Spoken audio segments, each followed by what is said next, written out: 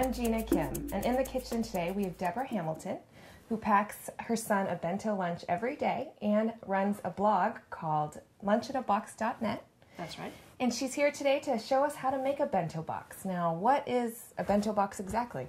A bento box is a compact, visually appealing, balanced lunch in a box. Very simple. And it doesn't have to be Japanese food. It does not. It can really be anything that you have in the kitchen, including leftovers. So the first thing I'm going to do is make a little bit of broccoli very quickly in the microwave. I really like to have broccoli because it holds up well in the refrigerator.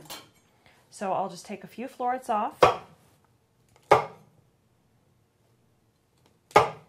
And then I'm going to make these in a microwave mini steamer. You put a little bit of water in the very bottom, cover it up, and then put it in the microwave for 45 seconds. The broccoli has come out of the microwave, so it's quite hot, but it's got a very nice green color, and you are looking for a nice color balance in the bento meals. So we'll dry this off a little bit, and then give it a little bit of flavor. I'm going to dip it in some Korean barbecue sauce, but you can just use whatever happens to be handy, whatever you happen to have around. And then you want to have these things pretty cool when you put them into the bento box, so I like to cool them on a little cooling rack just here. And I'll let those cool while we move on to making our sandwich. So we've got a salmon sandwich that we're doing? That's right. So basically I'm just going to take a bagel and make bagel with lox and cheese. Only I'm not going to do a full-size bagel. I'm going to use these little mini bagels that you can pick up in grocery stores everywhere. They're just very small and compact. They work nicely. So how do you decide what goes inside a bento? Well, there are some guidelines. I like to think of them more as rules of thumb rather than actual rules. They should be more or less 3 parts carbs, 1 part protein, and 2 parts fruits and vegetables. And the neat thing about bentos is when you pack them that way, without using junk food or candy or greasy foods, and you pack them compactly, there's a direct correlation between the size of the box and the number of calories in the box. So a 600 milliliter box will hold a 600 calorie meal. Now, this is a collapsible sandwich box. And you can see that it folds up very compactly, so when you're finished with your meal, you can just fold it down and it won't take up as much space in your bag. So we do that, and then we can put the little sandwich in.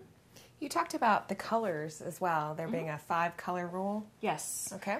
Well, of course, it's something to aim for. I don't always get there, but it's nice to have a green, a red, which could be something like cherry tomatoes or strawberries or even grapes, a brown, maybe a white, yellow. You want to have a variety of different colors. So you know the saying that a healthy meal is a colorful meal. Same thing. Okay. So the 2 rules of bentos would be the portions and the colors. That's right. And besides that, it can be any kind of food. Absolutely anything. There are these little elastic bands. Where do you buy all of these things? Now, I'm not affiliated with them, but Ichibankan USA. It's a website. Is a website. They have an online store where basically all of this stuff is like $1.50, including so the cheap. steamer. Yeah, the steamer. The steamer's like $1. What's not to like about that? So I pick things up there, or at Daiso, or Target, Walmart, really anywhere. And it doesn't have to be a box like this. It can really be Tupperware. It can be any kind of old container that you have, just packed according to bento rules, guidelines. So now we're going to do a more elaborate bento box. It can take as long as you'd like it to, right? Yes, it can take a long time if you want it to, or you can use a variety of different shortcuts to just speed up your morning prep time. Let's show us how.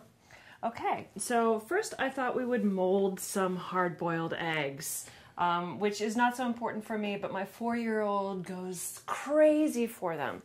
So we have some eggs that I've already boiled, and we're going to take them out of the water and put them in these little egg molds, which I will show you.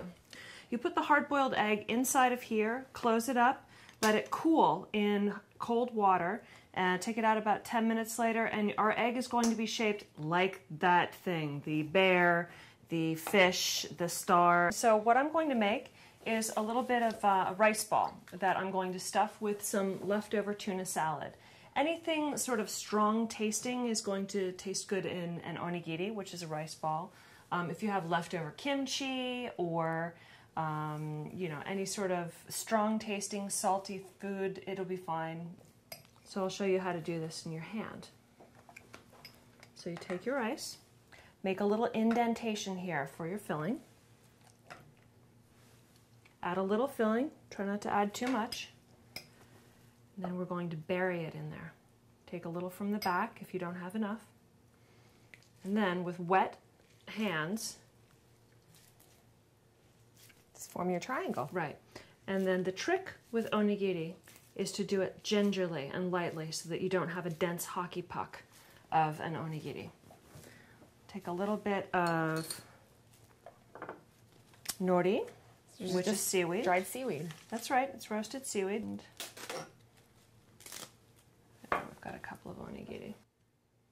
The next thing I wanted to show you is a speed cooking technique that I refer to as multi-cooking, where we're going to saute some asparagus, some peppers, and some little small sausages all in the same pan.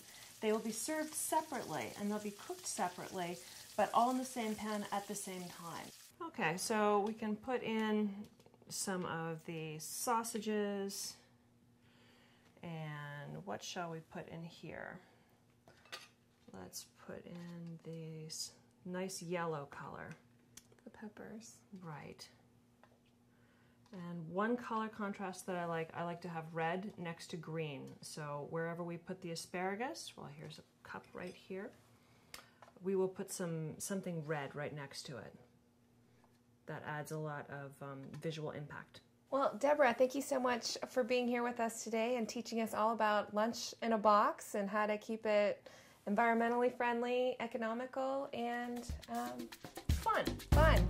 Thank you for having me.